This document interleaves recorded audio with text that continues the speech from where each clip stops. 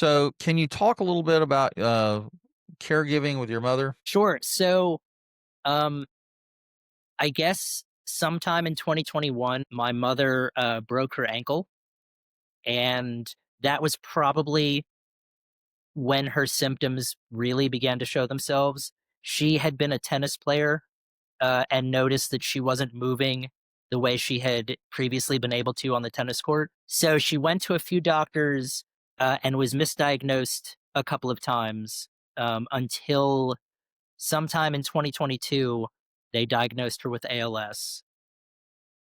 And for the first year, I would say, she could still pretty much take care of herself, in terms of getting she had a cane and a walker, but she could still drive, she could still speak, she could still move, basically.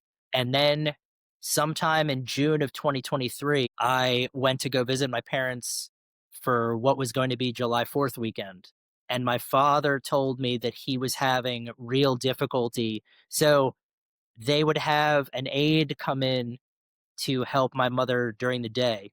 And then in the late afternoon, early evening, my father would take over and care for my mother by himself. And he told me that it was really becoming too difficult for him to do that anymore. So we sort of both decided that I would move back in and continue to go to school part time since I could do so virtually.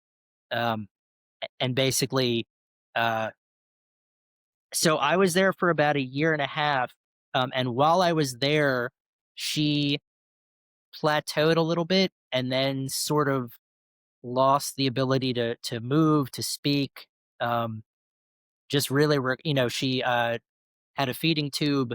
So all of these things that really required, uh, someone be there full time.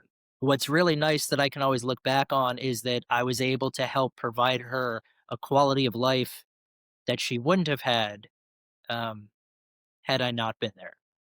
Plus, it was not very few people get to spend quality time with their parents later in life. I was very fortunate that I was able to do that, um, and I had a great relationship with both of them.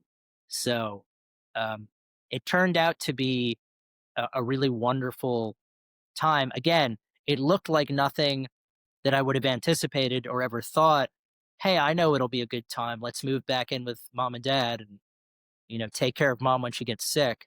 But also, I guess because of what I had already been through with the aneurysm, I was ready for it. Yeah, I would imagine that you had a heightened sense of compassion and empathy for your mother. Sure. Well, and also taking care of her became a profound satisfaction that I had sort of been looking for. After the aneurysm, it was kind of like, okay, well now what will I do that will give me uh, the same satisfaction that I thought writing and publishing would, for example. And it turned out to be taking care of her was really worthwhile. I guess it gave you a new sense of purpose. Absolutely. That's a great way to put it. Yeah. The circle of life for most people, uh, nobody wants to bury children, right?